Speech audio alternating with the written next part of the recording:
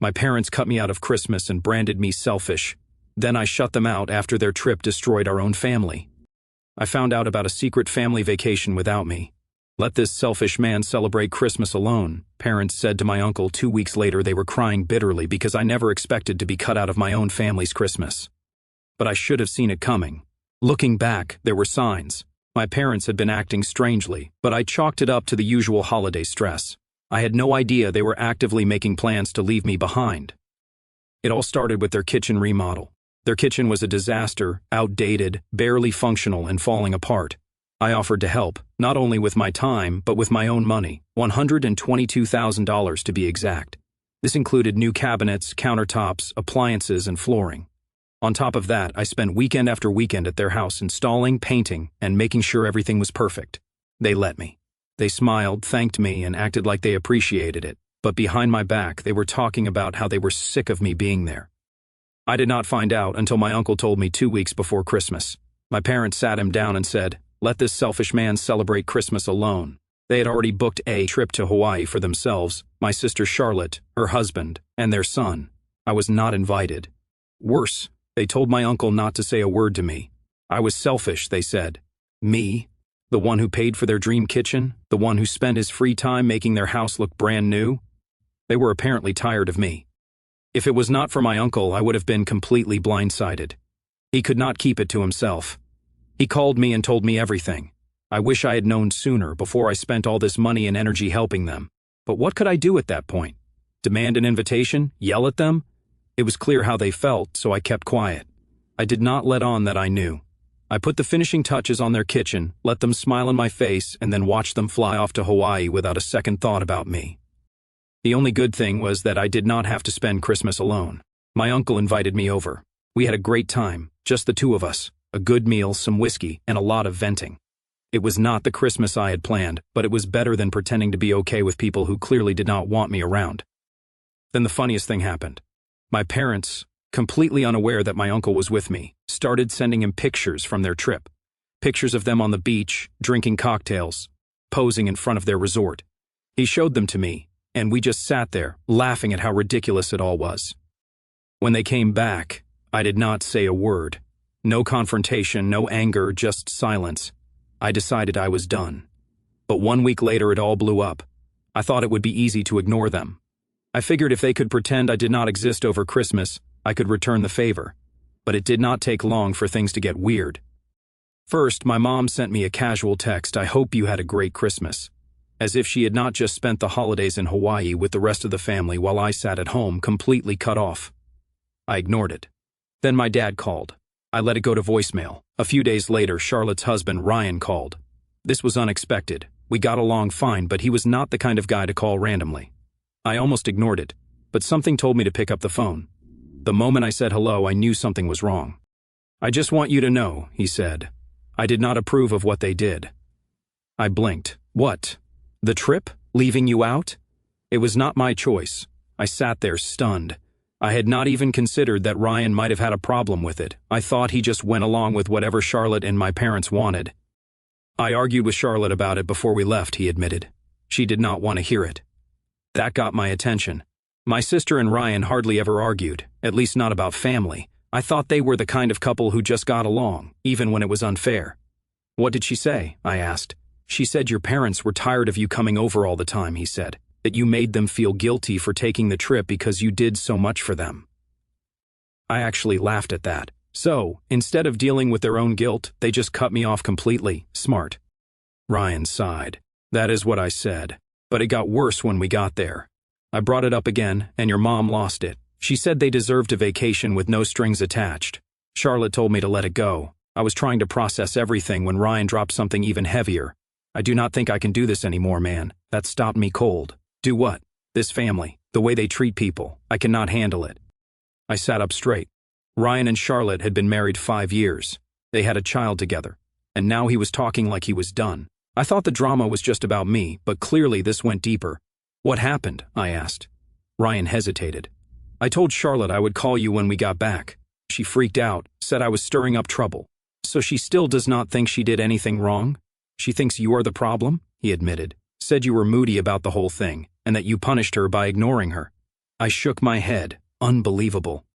Then Ryan sighed. Then I knew this is not just about the trip, it is about who they are. Something about the way he said it made my stomach drop. What do you mean? I am not sure I can stay married to someone who thinks this is okay. I did not even know what to say. My sister's husband, the father of her child, was seriously considering leaving because of this. And something told me that was just the beginning. I sat there, clutching my phone, trying to process what Ryan had just said. He was not just angry, he was questioning his whole marriage. Are you serious? I finally asked. Ryan took a long breath. Yeah, man, I have been thinking about it since we got back. I thought the family drama was about me being left out of Christmas, but now it felt like something bigger was unfolding. Then he said something that really hit me. You do not know the half of it, he murmured. This trip, it was a disaster. I leaned forward. What do you mean? Ryan hesitated, as if he was not sure how much to tell me. Then he just let it all out. The first night we got there, your mom and Charlotte got drunk at the hotel bar. No big deal, right? But then your mom starts ranting about you. I sighed. Of course. She went on about how you were too involved in their lives, how they were finally getting a break from you. I clenched my jaw. Wow. That is not even the worst part, Ryan said. She started talking about the kitchen remodel, about how she let you pay for it because she knew you would expect something in return, that she went along with it because she thought she deserved a new kitchen after dealing with you. I stopped completely. I almost walked out right then, Ryan admitted. I told her it was messed up and she just laughed it off. Charlotte told me I was overreacting and that it was just the way her family is. That sounded just like my sister. She always covered for her, always made excuses. Then Ryan continued. The next morning your dad tries to act like nothing happened, but your mom, she was pissed. I guess Charlotte told her I did not like what she said, so your mom turned on me, started telling me how I should be grateful, how I do not contribute enough to this family. I frowned. Wait, what? She went on about how you spent $12,000 on her kitchen and how I never contribute to the family. That is when I lost it. I told her I was not going to fund my in-laws when they could not even show basic respect to their own son. That explained a lot. My mom does not like to be challenged, especially by someone who married into the family. I left, Ryan said. I went for a walk to cool off, and when I came back, Charlotte was furious. She said I had embarrassed her in front of her parents. I shook my head. Unreal. Dude, it got worse, he said. She barely spoke to me for the rest of the trip. She kept saying I ruined Christmas. So what now? I asked. Ryan was silent for a long moment. Then he said, I think I am done. The weight of those words hit me hard. I cannot raise my child in a family like this, he said. I do not want him to grow up thinking this is normal. I had no idea what to say. Ryan was not just talking about divorce, he was talking about leaving Charlotte, leaving her, and deep down I did not blame him. But what I did not know was that the real explosion had not happened yet. It was coming soon, and it was going to tear the family apart. Ryan wasted no time. 2 days after our conversation, he sat Charlotte down and told her he was done. He was not angry, he did not yell, he just laid it out. He could not stay married to someone who defended people who treated others like garbage. He did not want their son growing up in a family like that, learning that it was normal. Charlotte lost it. She did not try to understand. She did not ask what they could do to make things better. She went straight to blaming me. The first thing she did? Call my parents. And just like Ryan predicted, the second they heard the news, they turned everything around and made it my fault. Charlotte called me and screamed that I had poisoned Ryan against her, that I was jealous of her perfect family and had plotted to ruin her marriage. I hung up. I did not do that. Then my mom called. I ignored her. Then my dad, straight to voicemail. Then Charlotte texted me. You got what you wanted. Hope you are happy. It was almost funny. I had not done anything, but somehow, in her mind, this was all part of my grand master plan to destroy her life. I thought ignoring them would be the end of it. I was wrong. That night, my parents showed up at my apartment. I opened the door and my mom was yelling, "Are you happy now?" I leaned against the door frame. I have no idea what you are talking about. You broke up your sister's marriage. I let out a short laugh. Oh, really? I did that? You turned Ryan against her? Against us? Before I could answer, someone else did, Ryan. He had followed them over, and the moment he stepped up next to me, he cut in. No, Mike did not ruin anything, he said, his voice firm. This is your fault. My dad turned on him. Do not talk to my wife like that. Ryan crossed his arms. Or what? There was a long, tense silence. My parents were not used to being challenged, especially by someone who married into the family. They thought Ryan was supposed to be on their side. And another car pulled up. It was my uncle.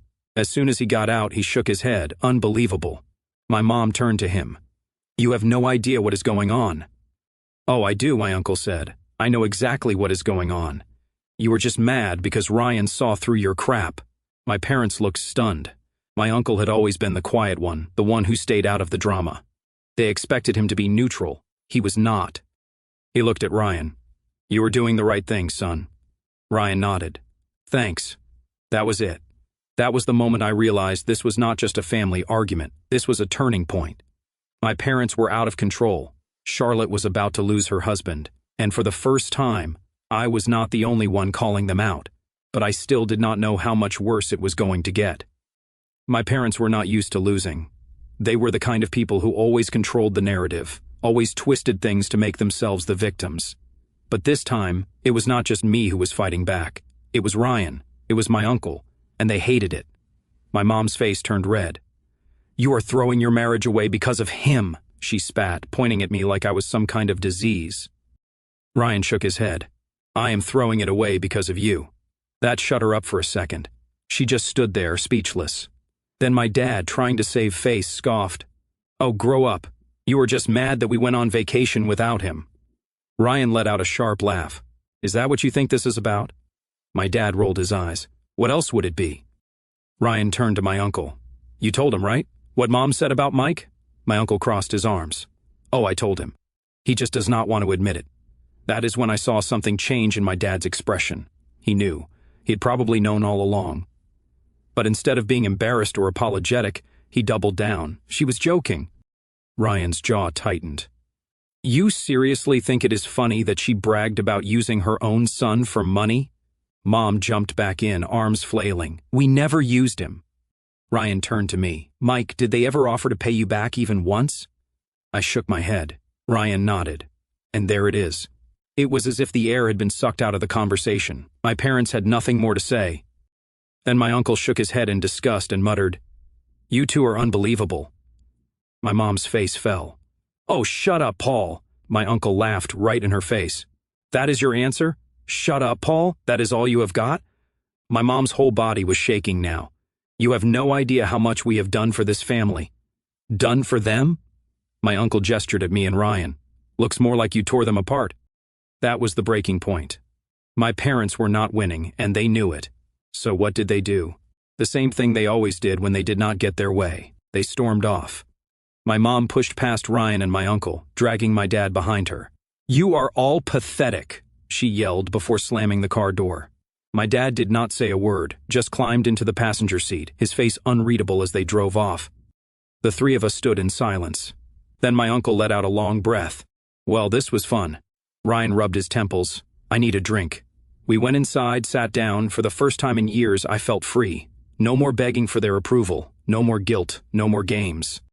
But just when I thought it was over, things took an even crazier turn.